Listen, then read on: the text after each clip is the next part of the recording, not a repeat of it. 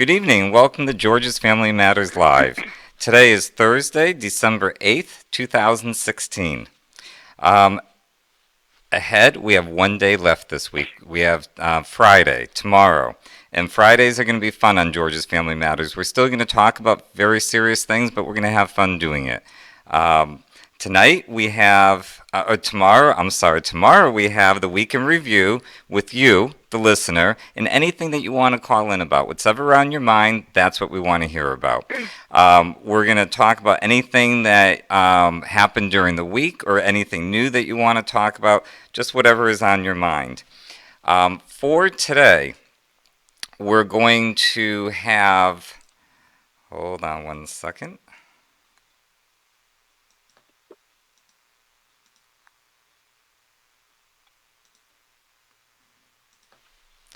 Okay, sorry, having problems. No problems today. No technical problems anyways. We have sound, we have video, we have calls. Everything's working really good, so we should have a great show tonight. I do want to fix a problem that happened during the week. There was a problem with this. I pointed at I made reference to the first 30 pages of the book. I said that I never read the book. I didn't. However, I did read the first 30 pages. And over here on the top, if you look at up here, George's Family Matters on our website, it's this page, book, DVDs, and self-help. If you look at that page, you'll see right here, read the first 30 pages. And Susie really wanted me, Susie Mitchell-Collin, the author of the book, Dismantled, wanted me to point this out, that there is a button for everyone to look at that you can read the first 30 pages.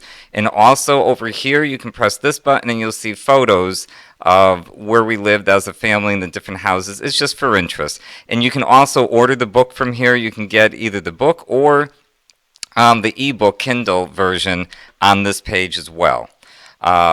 So I just wanted to get that out there to just fix that because I know that that's something that Susie asked me for, so that's done now. Again, every Friday is a fun Friday, and we have a very special guest on every Friday. It's going to be my mom. She's going to be on, and she has some very interesting things to share with people. But it's going to mostly be about you, the callers. You're going to call in, talk about what's on your mind. So that should be a lot of fun. And on this Friday, we're going to talk about something really big. Something really, really big, as someone famous might say. We're going to talk about the biggest debate that's going on right now across the country in American families that is just dividing families left and right. And we're going to do it George's Family Matters live style. So we're going to have that debate.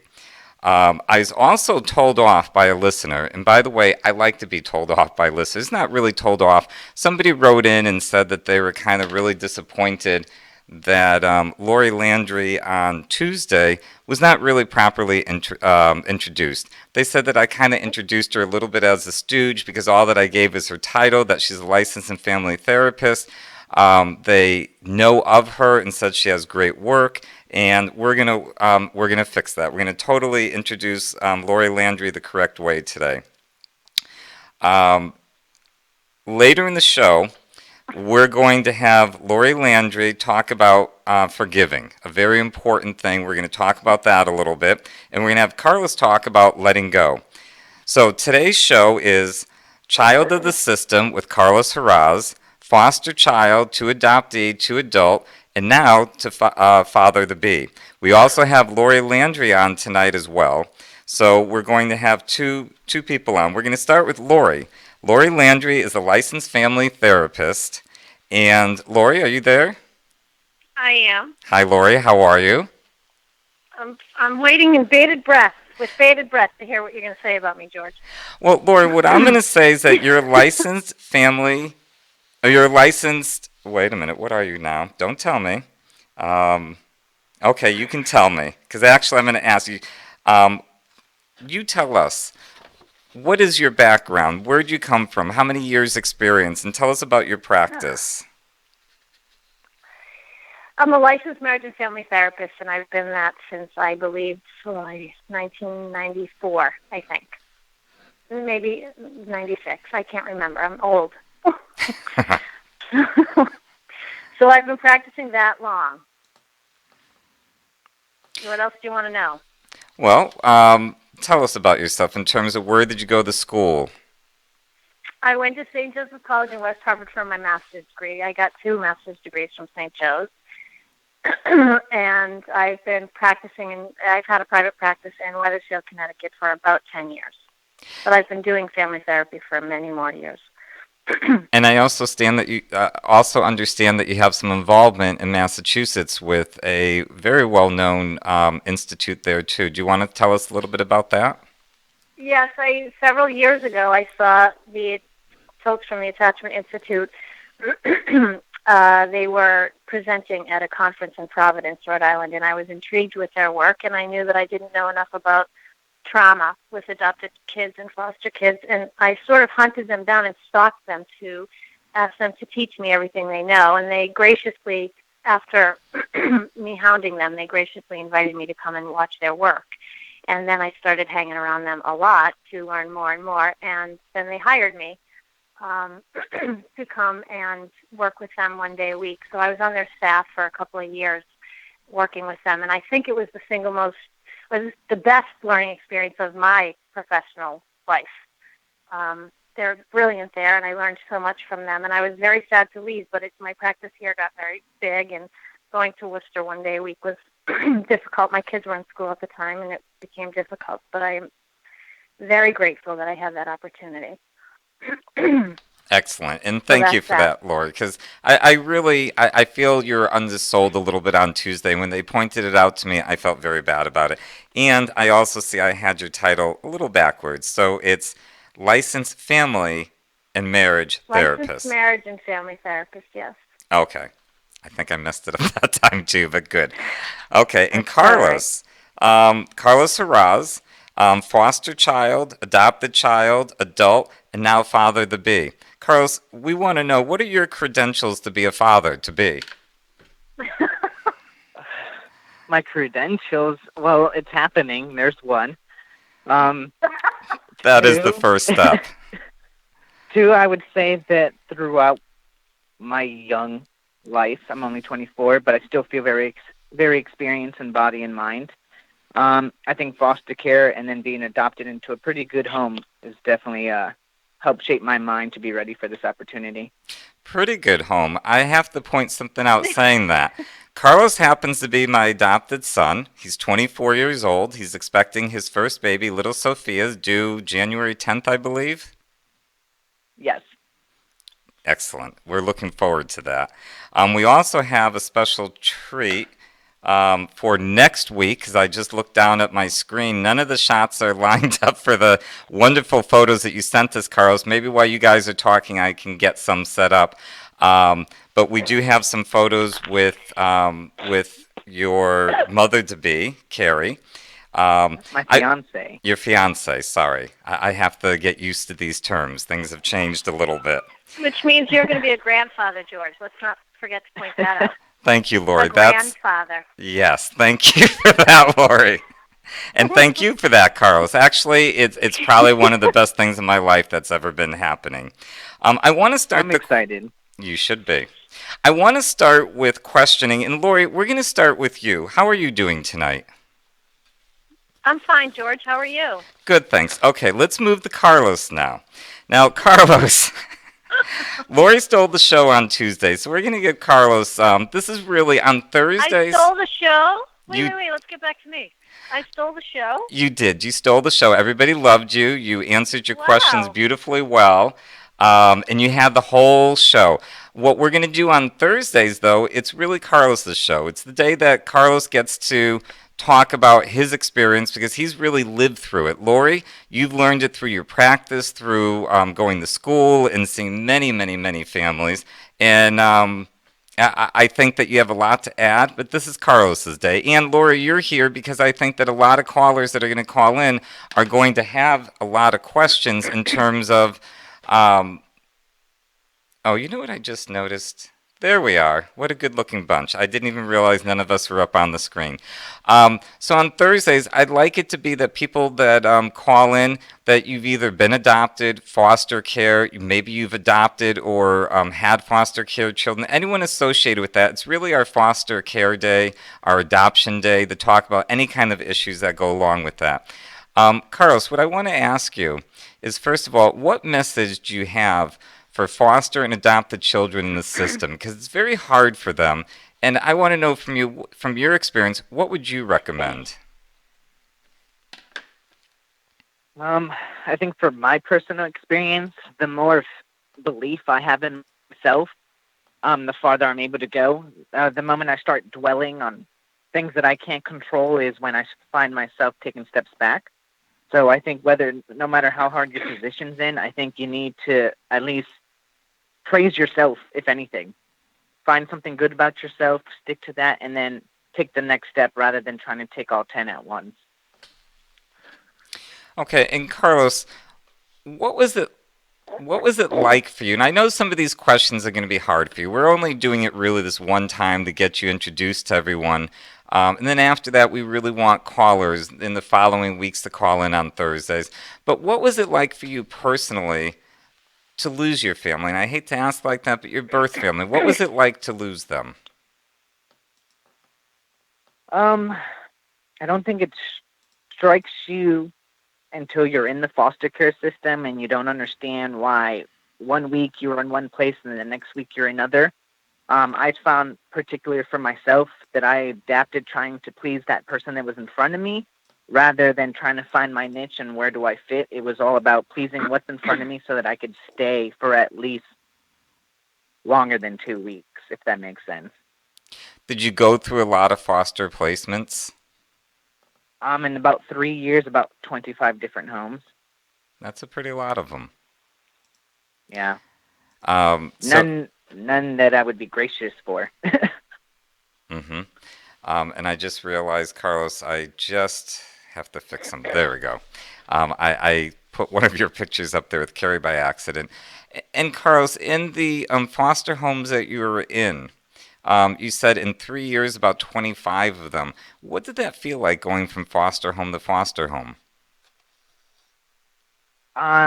You lose what your sense of purpose is. You don't think that you're lovable in any form of the word love. It's a very lost place. You're a child, so you want somebody to love you, and then to go from person to person, male or female, it just kind of breaks your heart when no one wants you around. So you felt very unwanted in the foster system. Alone, very alone. Mm-hmm. I might point out, I think a lot of kids feel very scared to go along with that. And Lori, by the way, we will come to you at the end because I do want your input on some of this because you have experience from many people. This is Carlos's experience. And Carlos, what about what was it like being an adopted child? Because you went from foster care, you went from losing your birth family into foster care, and then you were put into an adoptive home. What was that like? Well, you mentioned the word scared. I didn't feel scared or anger or resentment or hesitation until I was adopted. Once I had an opportunity to start working on myself, came with accepting and then letting go of where I actually just came from. Like, I understand where I was now and the opportunities I had, but I wasn't able to take those steps forward because those moments of fear, hesitation, and anger came. Like, I found in the beginning, especially, I was very upset toward my biological parents in every foster care home I was in. Mm-hmm. Is it fair to say that when a child gets placed into an adoptive home, because the family's all excited, they're like, oh, we're getting a child, and the child kind of has the attitude, oh, here we go again, another home. Is that a fair statement, first of all, to that point? It's a very fair statement. Like I said, and did you find at that point, and here's my main question for that, how did that feel to you, having people smiley and happy, saying, oh, you're in your forever home, this is it for you? How did that feel? The phrases "yeah, right" mean anything to you? Yes, I've heard that phrase. Actually, I So, just want to make reference to that. It wasn't Carlos, but one of the kids, when he came into the home, we had a talk one day about it, my being his father, and this is your forever home. And what I got for a response was, "Yeah, right," a turn of the head, and he walked away. So I think it's hard for kids to believe that. Um, and I could understand why. And well, Carlos, foster families would also tell you they were going to adopt you, and that's what makes it more difficult. so they'd send you confusing messages. Exactly. So every home you go to, whatever you said, I couldn't take to heart. So really, almost every home you had hoped would be adopting you.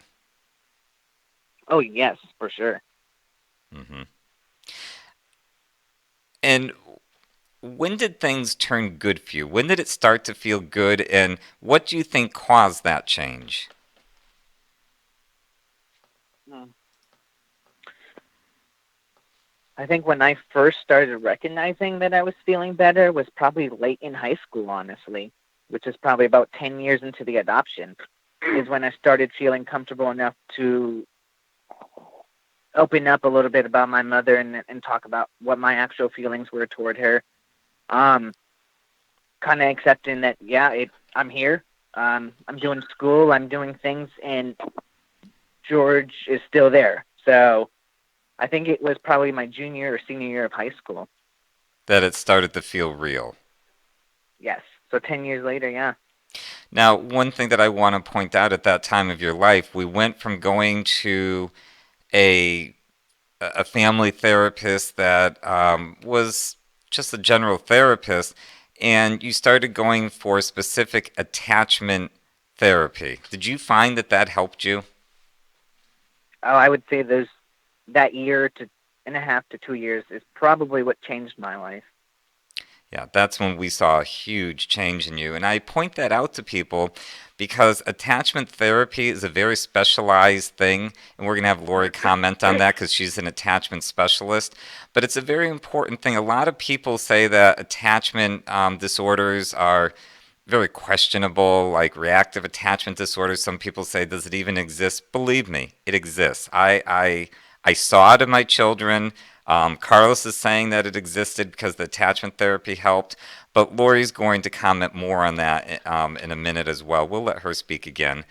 Um, and Carlos, yep, not yet, Lori. And Carlos, how does your past affect today as being a young adult? How did that affect you? How do you feel today? Do you still feel any of those feelings? How are things now? There's your good days and your bad days. There's are some days that you honestly don't want to go to work, you don't eat, you just want to lay in bed and cry and feel bad about yourself and what's happened. And then on good days, I realize I've got a baby coming. I've got a beautiful lady at my side. They're all looking up to me. They don't care about anything from the past. They're not judging me on that. They're looking to me of what I can do for them now. Um, that's really big. And in addition to that, I think my upbringing has made me much more mature than my peers that are my same age. I don't know. I just find that I make more. I find myself budgeting. I find myself making smarter decisions of what I should not do. What should I be doing so that in 2 years we're in a better position? Because I'm planning ahead for a home and a farm and things like that. So what can I do today to start that while other friends my age are talking about going out to the clubs and having this party, this and that? I just don't find any interest in that. I have better and bigger things to do.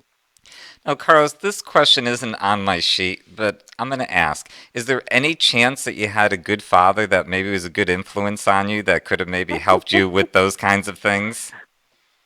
I would say overall, I had two great parents. So, but Excellent. yes, And what does it feel like now to be a father in waiting, to know that you're going to have a child that's not going to be born with any attachment issues, that's going to be your child to bring into family with you and your wife to be, your fiance? When you two get married, you're going to have a family. How do you feel about that?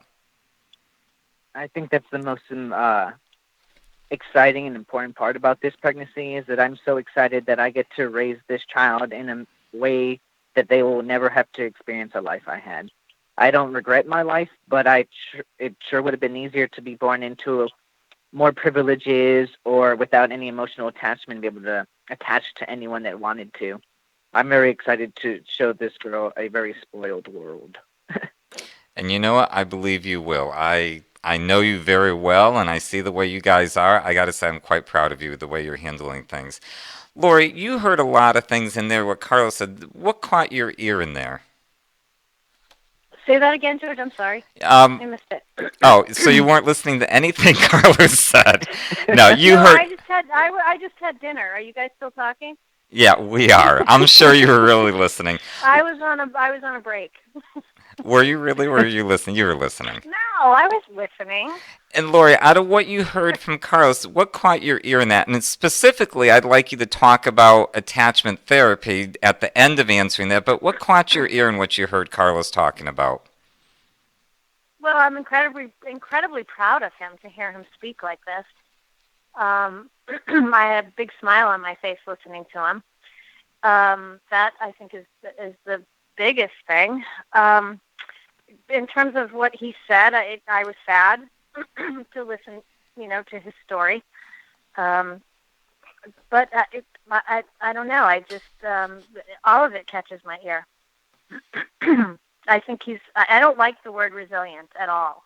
I don't like it when people talk about kids being resilient because I don't think human beings or children are supposed to be resilient. But people say all the time, kids are resilient. They can bounce back. I don't know that kids bounce back so easy. And I think that as a society, we say that word resilient and expect kids to just change on their own without help. And Carlos sounds like a really resilient person when he speaks now. And that makes me happy, although I don't like that word. So I know I sound like a big oxymoron right now. But but I think that, he's really come a long way. And I'm happy that he sees that although he lived a life of incredible adversity, he's come out the other side of it, and that's really nice to listen to. Mm-hmm. And Lori, what about the attachment therapy? Because that was a turning point for him. It was very difficult before that, and I have to say, I'm going to admit this. As a parent, I was not a genius. I did not go through adoption before. I didn't know that there's differences in therapists. It's just like with other doctors. You don't go to your general practitioner and expect that he's going to do heart surgery. You go to a specialist. And it was never explained to me that way.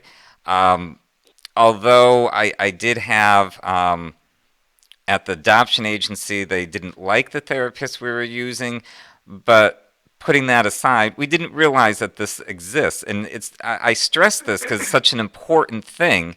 But tell me about attachment therapy. Why does it work? What is it that you do in attachment therapy? And the other question I want you to answer within that also is some people question, is reactive attachment, they now put it into the realm of attachment disorders. Does it really even exist?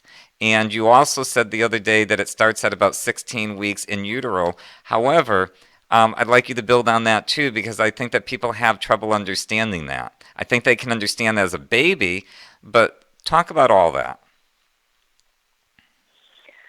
Okay, well, that's a lot. So I'm going to start off with what Carlos said. So Carlos talked a lot about all the different homes that he had been in. So when you're a child and you are bounced from place to place to place, and there's anticipation, expectation, and hope that you're going to be adopted or have forever families from all of them, and then you don't get that. So what happens to a kid's sense of trust? There's none. So attachment is really about trust and safety. And attachment therapy, I hope, gets to the heart of being able to trust the parent that you're with. So I'm fortunate most of the time to work with families who have already adopted. And that is an implied trust, because when a family or parents have decided to make it legal and make this child their forever child, the parent is committing to this child. But the child is only a kid, and their brain isn't completely developed yet. And so, and with a history of not being able to trust adults. So the child takes a long time to be able to trust that it's a forever situation. And so attachment therapy works on getting the child to you know, walk around in his everyday life trusting that his family is going to be there when he gets home from school, trusting that his parents are going to love him no matter what. And that's a really hard, it's a long haul for kids, because many kids who have had so many disrupted placements. So attachment therapy really works very hard at getting kids to be able to trust, and to be able to trust that parents are going to take care of them, that they no longer have to take care of themselves. And I'm sure Carlos can talk about some of the things that his brain was trained to do. And his brain was trained, I think, Carlos, you can correct me at any time, but I think that you would agree that your brain was trained for survival, because you had to operate like that for so long. Oh, definitely. And then you get into a home where you don't have to take care of yourself anymore. It's really hard to make that switch. So when you have a little 9-year-old kid who their core belief is that they have to take care of themselves, even though they have two able parents, it's hard for them to do that, and there's a struggle. And so attachment therapy helps kids, lower their defense mechanisms, and live in a family where parents take care of children. That's the natural order of families. So does that work for you, George? It does, and thank you for that. I think that it's very important for people to get that. I cannot stress enough how much attachment therapy really does help. I want to open our phone lines. Our phone number is 202-999-4699. It's on the screen. I'd like for people to call in if you have any questions about adoption, foster care, in terms of what the person goes through and what kind of things happen. Please call. Call with questions for Lori. Call with questions for Carlos. What I'd like to do while we're waiting for callers is I'd like to remind people that Lori's going to talk about forgiving, and Carlos is going to talk about letting go. And we're going to talk about that in a few minutes. But I would like to have some callers. So again, anybody, please feel free to call in. Lori, getting back to the attachment therapy, how successful is that? Is it successful all the time? No. Unfortunately and sadly, no, it isn't. There are some kids that just can't make the switch. They struggle and struggle and struggle with trust issues and power and control issues for a very long time. So that's the main thing. It comes down to being able to trust, and being able to even trust the parents, trust the therapist, really trust the whole system. And trust the process of family. Because to a child who has been through many different placements and has had, attachment breaks during their life cycle, it's difficult for them to, again, make the switch into the normal family process where parents take care of their children, and children don't have to take care of themselves. I'd like to chime into that. Please do. I was just going to ask you to. Well, I think you can tell me if you think differently, Lori. In my perspective, I had a great experience with attachment therapy, but as I've gotten older, I've realized that it's not something that you go to an office and it happens right then and there and you feel, oh, wait, lift it off your shoulder. You continue to use aspects from that therapy throughout your entire life to each day keep trying to get better. Because like I said, there's days that you just want to break down and cry, but you work on what you've learned to keep it going. Because no one's going to feel bad for you. I've learned that in this world. You don't complain. No one listens. It's you and yourself. That's what you have. That's guaranteed.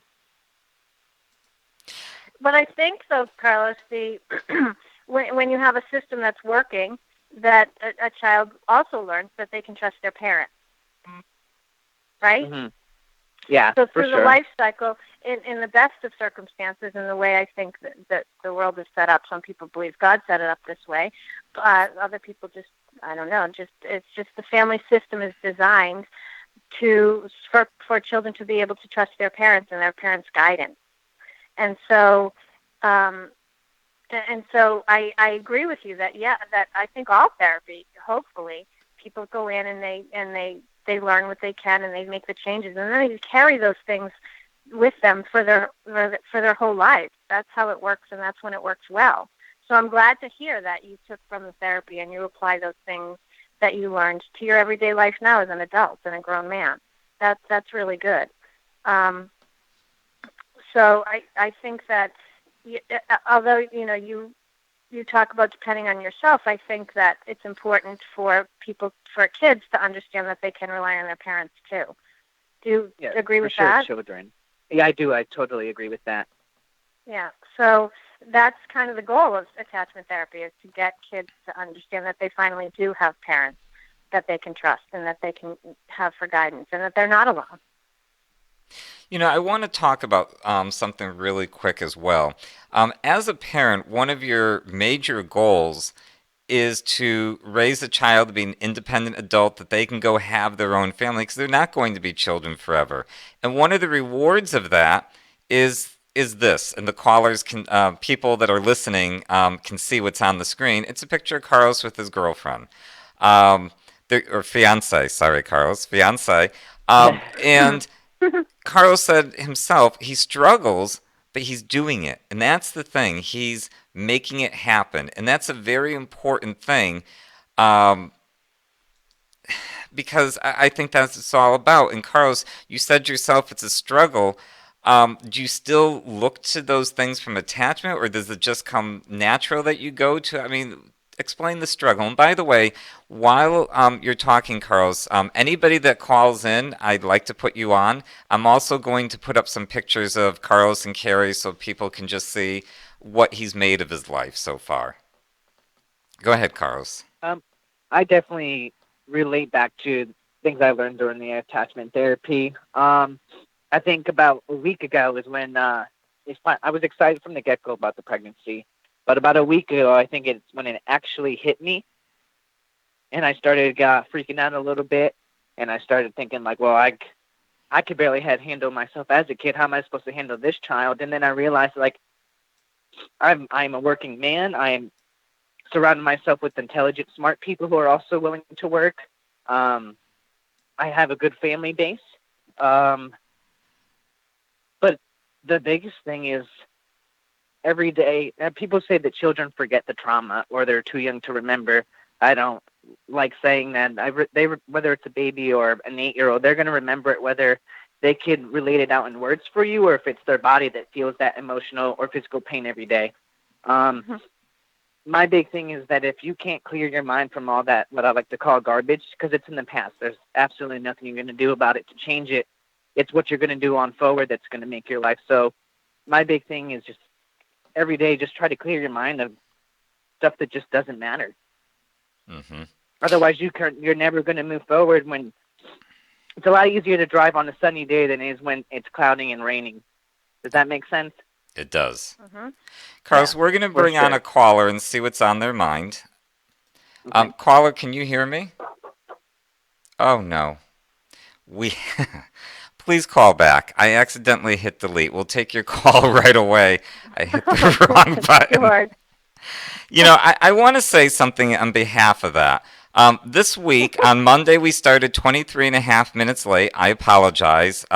We figured out who caused that problem. It was me. On Tuesday, we didn't have... Well, we had callers. I couldn't tell what they were doing, and apparently something was done wrong where they ended up talking to each other. They were connecting to each other. I don't know how that happened, but they were. They were connecting to each other. And on Wednesday, we kind of did the old style black and white silent version with no sound.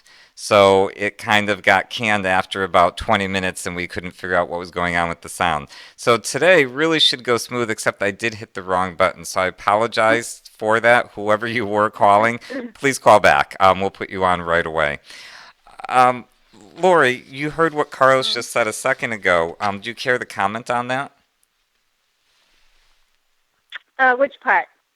Any part. Anything that you heard in there about his present day life and, that feeling of sometimes not wanting to get out of bed, that it's a struggle for him, those kinds of things. Well, I think, again, I'm so proud of Carlos for listening to him, and I'm happy to hear that he's really made sense of the trauma in his history.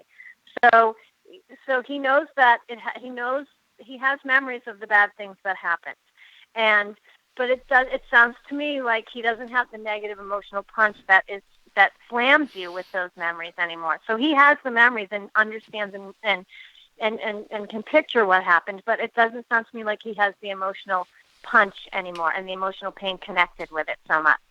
So that it sounds to me like he can go back and think about maybe his birth parents, but not have such emotional pain that comes with it. Is that right, Carlos? Yeah, I look at my past and it's my fuel. Like I don't hate anyone. I don't have any resentments, and it is my guideline of how I'm going to better myself to not be in that position. Mhm. Mm-hmm. So And yeah, it also, I think, agree. I think all of your life experiences have really shaped who you are, and that's and you're a really good person, and so, your history has helped you become the man that you are, and it takes a while to get to that point for people, but it sounds to me like you've processed your trauma in a really healthy way, and that makes me happy for you. So I think thank you. Carlos's. You're welcome, dear. So, so Carlos is living proof that um, you can heal and move on and live a happy, healthy life, despite what's happened to you in the past, and it is in the past. Hmm. I myself, having raised two biological kids, nine adopted kids, I have to say Carlos did outstanding. He wanted it. Mm-hmm. That's the main thing. Like anything in life, he wanted the success. He wanted it to work out, which is probably half the battle. Lori, I have a question for you. I'm putting on the screen for everyone the wrong thing. Okay, we're going to. Remember, we said this is the first week and some things have gone wrong. That was one of them. Um, Lori, earlier in the week, we had a quote that I want to go back and revisit with you. And I'm going to read the quote. It was, "Forgive others, not because they deserve forgiveness, but because you deserve peace." But you had a little bit of a problem with the word forgive in that. You didn't like the word. Afterwards, you said to me off the air, you said to me that you didn't care for that word being used like that. Why didn't you care for that? And what word would you use instead of forgive? And I'm going to read it one more time. Forgive others, not because they deserve forgiveness, but because you deserve peace. Where did that quote come from? Lori, I'm the one asking questions. You're the one answering them. I don't know who wrote that quote. Well, it's not that I don't like the word forgive. I have an off feeling about asking children to ask for forgiveness from their parents. And I thought that was a good point. Explain that. Um, it's hard to explain. It's just sort of a feeling that I have. I just, so I think we were talking in context of the 5-part apology. Mm-hmm. And kids, apologize to their parents, talk about the messages that they send, and try and fix the relationship. And asking for forgiveness in that somehow implies that children are bad, I think. That's just in my mind, and other people might have different feelings, obviously, about that word. It's just that it doesn't feel right to me to have a child ask for forgiveness from their parents, because I think with a healthy parent-child relationship, forgiveness is implied. Now, Lori, Children don't have to ask for that. I'm going to sound like a genius with what I'm about to say, but I want to let people know it's what you said to me. You said that kids shouldn't ask for forgiveness because they're human. That's part of the human being, is to make mistakes, and the ask for forgiveness for being human is what you said didn't seem right to you. Yeah, that's true. It doesn't. It doesn't seem right, because I think if children are asking for forgiveness, they're, I don't know, they're asking for permission to be human, and I don't think that we need to teach children to ask for that. Now, I'm not saying that the adult brain shouldn't be asking for forgiveness from people and and from God and whoever. But for children, I just would never want a child's core belief, particularly with children who have very depleted egos, to have to ask for. Excuse me? I said that could be traumatizing. If I had to apologize to a foster parent, I thought I wasn't staying. Well, apologize is different from asking for forgiveness. I think apologizing is I guess apologizing maybe is apologizing and saying I'm sorry for what I did. Forgiving is maybe asking and saying I'm sorry for who I am. Maybe that's what doesn't sit well with me. Well, Lori, I picked quotes for both you and Carlos for today. Your quote I just put up on the screen. I'm going to read it to you because you shouldn't have yours on. Yours, Lori, is... I hate when you quote me, George. No, this is not your quote. This is a quote that I picked out that I wanted you to comment on. I have one for Carlos, too, but they're picked out with you guys in mind. And, Lori, your quote is, "Forgive those who insult you, attack you, belittle you, or take you for granted. But more than this, forgive yourself for allowing them to hurt you." First of all, are you bothered by the word forgive used in that context? No. Okay. No. So I'm going to read it one more time so you have it. It's forgive those who insult you, attack you, belittle you, or take you for granted. But more than this, forgive yourself for allowing them to hurt you. What do you think of when you hear that quote? Well, the first part I think about is resentment. So if you can forgive, because people are human beings, and humans are imperfect. And we hurt each other all the time. And, don't forget, my mother always said, and I don't know where she got this, but hurt people hurt people. And everybody gets hurt. So we all hurt other people, particularly the people that we love, we hurt the most. And we do it a lot. And that's just part of the human condition. So if the people in our lives can't forgive us and move on, then we're going to be left alone. And that usually doesn't happen. So forgiveness is a really important part of the human experience. So, and when we cannot forgive other people, hold on to the opposite of that is resentment. And I think I was very eloquent on Tuesday night when I talked about my feelings about resentment. You did. You were, rather. And Lori, I'm going to put a caller on. First of all, just to make sure we really even can. Caller, can you hear me? Are you there? Yes. Okay. Do you have a question or a comment? I do. I have a question for Carlos and Lori. Oh, go ahead. Oh, I'm listening. First for Carlos. Carlos, why do you think that you have been able to move forward and your siblings have not? And the same question is going to go to Lori from a therapist point of view. Caller, thank you. I'm going to let them answer that question now, but thank you for asking that question. And also, I want to throw something in based on what that caller asked. That's somebody that read the book, I can tell, not by their voice, but by the question. The book Dismantled, The Family on William Street East, was written about our family. Carlos is mentioned in there by name. So I think that caller is making reference to that, just so listeners know how somebody would happen to know that. Somebody that read the book would know that. So go ahead, Carlos. I'd like to hear from you first what your thoughts are. That's honestly a question I still ask myself to this day. I've had that discussion with many people of how we had similar upbringings, similar circumstances, and yet we had 4 different outcomes. Some people like to say that I might be unique or special and I was meant for bigger things. I don't personally like that answer. I like to think that everyone has potential and it's what they do with it. I think my biggest thing for me is I'm a very, very, very determined person. I don't like failure. My only fear I have is failing. That doesn't mean I have to be perfect. That doesn't mean everything goes my way.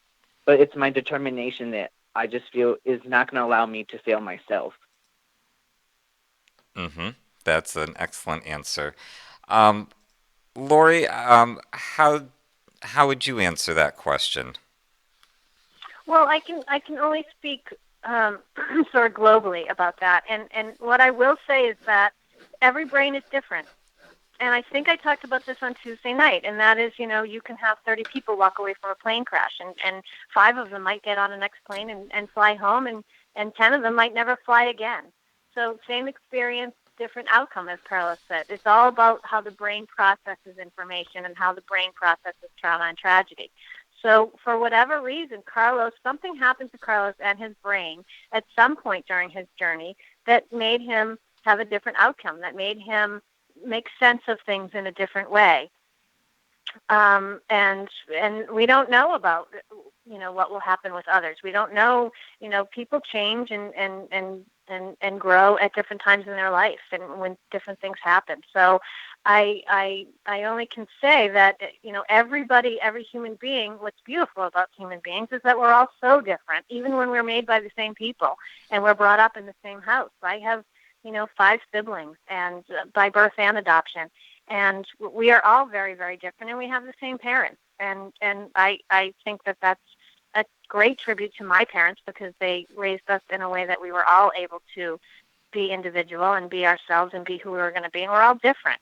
And so, and it's no different with Carlos and his siblings, but, made by the same people and brought up, the same circumstances, but very different brains and different ways of seeing the world.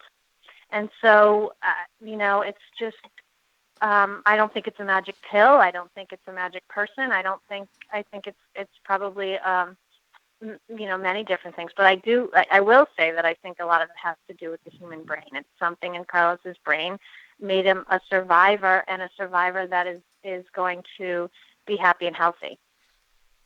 Thank you for that, Lori. You're welcome for that, George. Oh, well, thank you, thank you. I have a quote now, another one that I picked for Carlos. This quote for Carlos is now on the screen for people to read. And again, callers, please feel free to call in and just talk about the quote, even if you have any kind of an opinion on the quote. And I'm going to read it if it goes back to where it's supposed to be. There it is. And this quote is, and Carlos, this is for you. At some point, you just have to let go of what you thought should happen and live in what is happening. Again, at some point, you just have to let go of what you thought should happen and live in what is happening. What goes through your mind when you hear that? I like the quote. I think that relates to me back in high school. Finally had that moment where I realized I just learned I accepted everything that happened. I didn't have the resentment, but I accepted it, and I was ready to let it go. Like, who cares? It doesn't matter at this point. Nothing's going to change, So I think that's maybe a big difference, and why I was able to succeed in so many things is like Lori mentioned earlier, I can attach to those memories, except I'm okay with just throwing them away. I don't have to let them control me anymore. And I think that's where that big change in me happened. So until you stop blaming everyone else, until you clear your mind, until you've made a plan for yourself, I don't think you can move forward. Thank you what I for think that. is important, Carlos, is that you are not defined by your experience. You're maybe molded by your experience, but the definition of you is not molded to still grow, person. though. Pardon? I said molded to still grow. It's definitely the foundation of my character, but I haven't allowed it to constrict me in that one place. Of course, you are many more things than a traumatized person. Yeah. Many more things.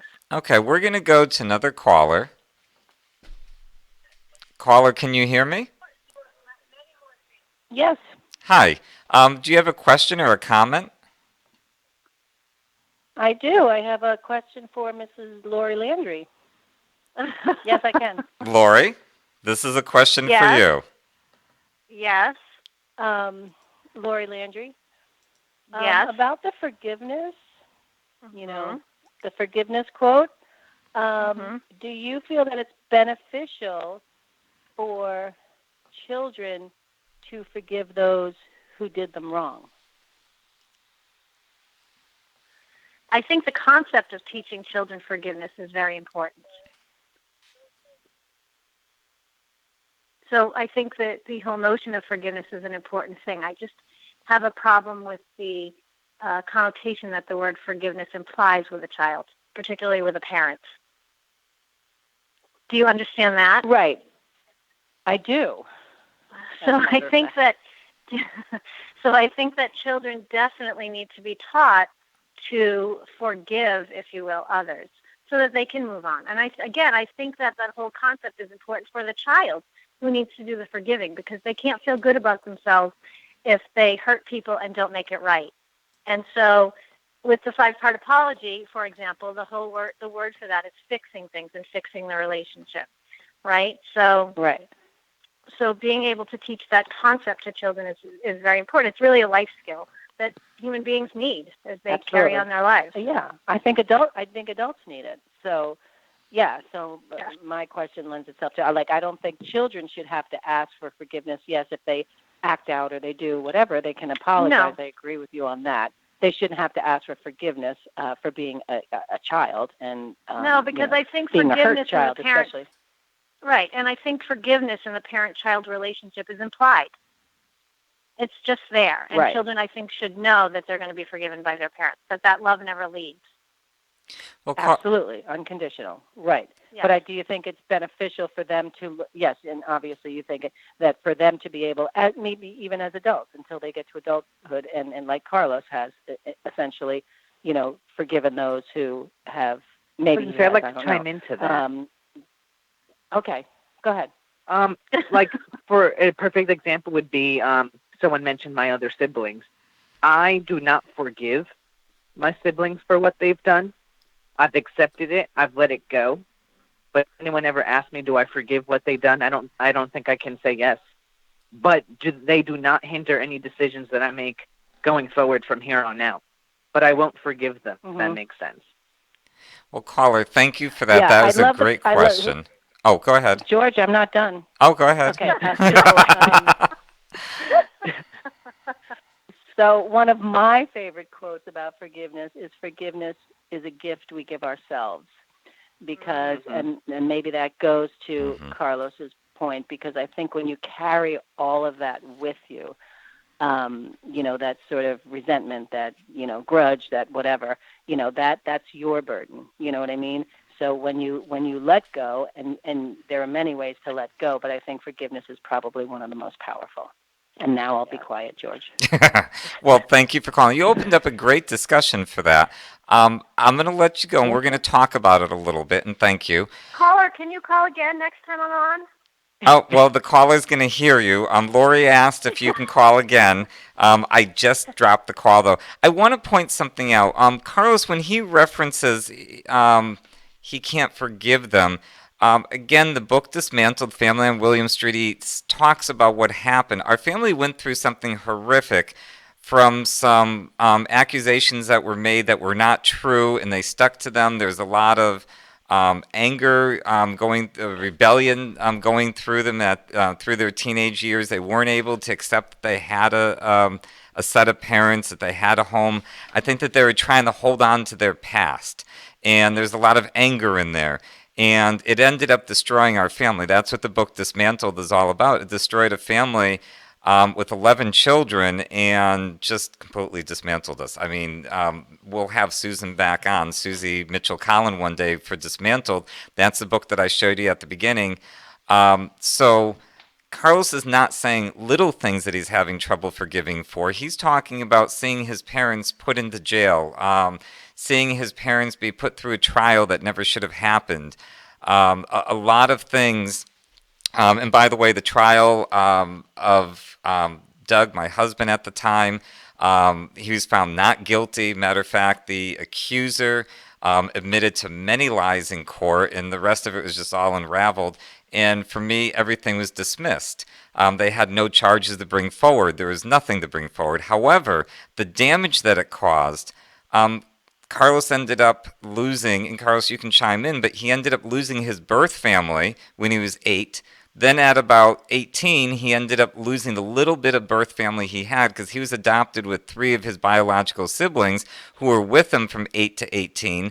And when all this started to happen, he lost them as well, plus the other five, was it five? Yes, another five adopted siblings, and that was very hard for him. I can understand that it's hard to forgive, and that might take years. I don't think that forgiveness has to come today, but I agree with the caller. Forgiveness gives you peace. It gives you the peace, and that's why I had that quote the other day about forgiveness. And again, I think I'd like to read that because forgive others not because they deserve forgiveness, but because you deserve peace. So for your own peace, I've forgiven the kids. I've forgiven them. I have my peace over it. And I probably would have forgiven them because I understand the pain that they went through. I understand all that. And Carlos understands that. But it doesn't give you an excuse. It doesn't give you a reason. Carlos, do you want to add anything to that? Yeah, I think that is exactly why. Like, I'm at peace where I am, what direction my life is heading, and the decisions I've made up to this point. But it's more about protecting myself. I won't forgive them and allow them to be back in my life because I have my own family to protect now. I can't afford to lose it for the third time. Mm-hmm. So you're saying that you want to protect your family, so you're not willing to. We are sorry, but the show has ended for today. No, our show. Please call us during our next show, as we would be more than happy to hear from you. Have a nice evening. Goodbye. Okay. I think everybody just heard that our show is not over. Sorry for that. Lori and Carlos, that did come out loud. I'm sure it did. Our show is not over. That was very distracting. I'm sorry. I want to say this, first of all. The book Dismantled Family on William Street East, you're going to hear me talk about that a lot because it's a book that totally explains what happened to our family, and it was tragic. It was tragic to the kids that lost their home that didn't want to the youngest kids. It was tragic to the three siblings of Carlos that decided to stick together in blood, in a lie that cost them their parents, their siblings as well. It was tragic to all the relatives, friends, everyone. It was disruptive to everyone. It was a terrible thing that didn't need to happen. And the book talks about a lot of things in there that really people can learn from, things that people can get out of it. And also I ask that people go on to George's Family Matters, the website. It's georgesfamilymatters.org. And go on there and look through the stuff and call us if you have any questions. Because if you're having attachment issues through foster care and through adoption, it's a very serious issue. And you can really help kids by bringing them to an attachment therapist and looking for the right therapist for whatever their issues are. There's lots of issues out there. So go on the website, look around. Carlos, what would you like to say in closing? Do you have any tips or anything that you'd like to give people that are in the system? At the beginning you did, but do you have anything you want to add to that? Well, basically, like I said, what's helped me through is clearing your mind, letting things go. Until you do that, there's no way you can take a step forward. And like I said, no matter how dark and gloomy it seems, if you find something to be proud of or look forward to in yourself and give yourself a pat on the back, it will allow you to keep going forward rather than thinking about everything at once. Carlos, some food for thought for you. If you put the word forgiveness into what you're saying, when you say put it aside and all that, I think you are forgiving them. Maybe it's just food for thought. Maybe you're not. I don't know. Circumstantial. Like I forgive my biological mother. Mm-hmm. I forgive the different foster care homes I was in. I hope people forgive me for some of my mistakes.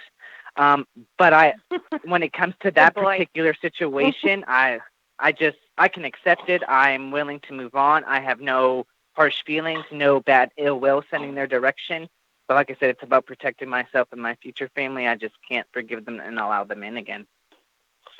I think it was too much hurt and suffering for you. It was for all of us. It was extreme to say the least. Lori, what would you like to say in closing? I would just urge families not to give up, that there's hope. There's always hope. I've seen it happen. I've seen good things happen, and with families that are in despair, and people change, things change, and the human brain changes. And so I just urge people not to give up. It gets really hard at times, and it's easier to give up sometimes. Well, thank you for that, Lori. I'd like to just wrap things up and say that tomorrow, our show on Friday, the Week in Review with you, the callers and listeners, let's talk about what matters to your family. Call with your ideas, call with anything that's on your mind, things that you heard about during the week. Anything like that, we'd love to hear from you. We'd like to know what's on your mind and help you out with whatever we can. And for George's Family Matters Live, I thank you for joining us tonight, and thank you very much. Good night, everyone.